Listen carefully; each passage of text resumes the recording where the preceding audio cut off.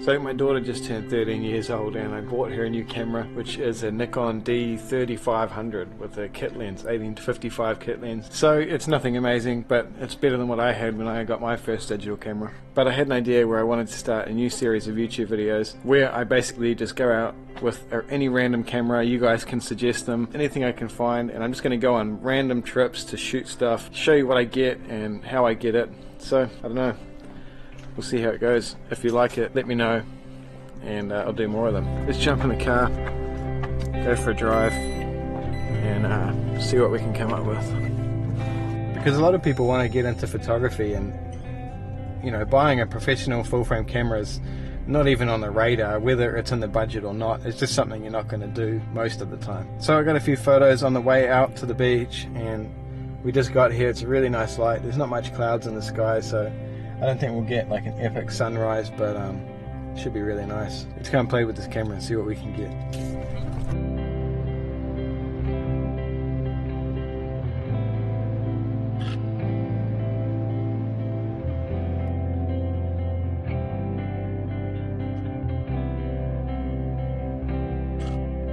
One thing I did notice about this camera is the grip where you hold the camera is really deep, and it feels like a really light camera, a really small camera, because it is, but it's really quite nice to hold. Something I didn't expect.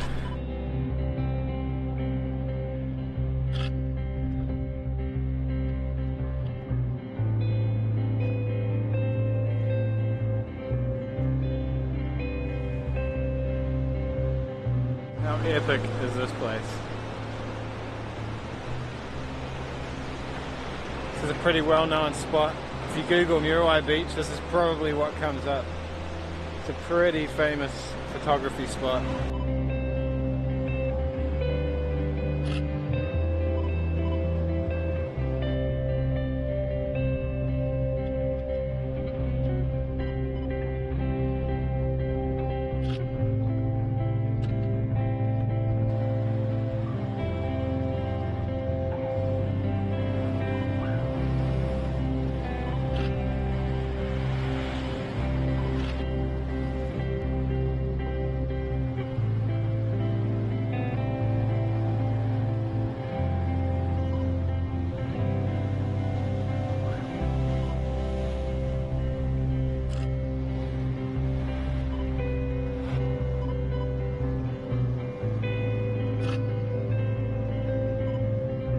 I don't know how this GoPro looks or if you can hear me. I thought about using just the GoPro to film all this, but I brought out my camera anyway just to kind of back up.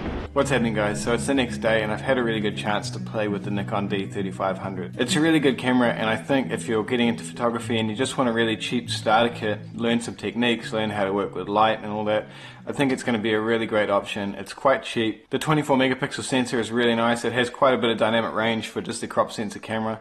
I was quite impressed with that. The lens is fine. It does a decent job. It has quite a bit of distortion that is easily corrected in Adobe Lightroom. But sharpness is fine. It's certainly not going to win any awards or anything, but to get you started, it's a really good lens. The only thing I don't really like about the lens is the lock button that it has on the side, which you have to press in to extend the lens and start using it. I'm not sure why it's there. I can't see any real safety reasons or precautionary reasons why it would be there to protect it, but it's there and it's a little bit annoying. There are a whole bunch of lenses you can buy for this camera that are pretty cheap, aftermarket or Nikon, so I'd probably suggest getting like a prime lens, like maybe a 50mm or a 35mm 1.8, something like that. Holding the camera in the hands feels really nice. Like I said previously, it has a really nice deep grip, and even for my large hands it's nice, so I imagine for someone with smaller hands it would be even more comfortable. So if you want to do video, it does do full HD and 60 frames a second, which is really nice, so you should be able to get some nice B-roll or just general video usage. It's going to do a good job. The only issue with video is that it doesn't have an external mic port, which can be a problem.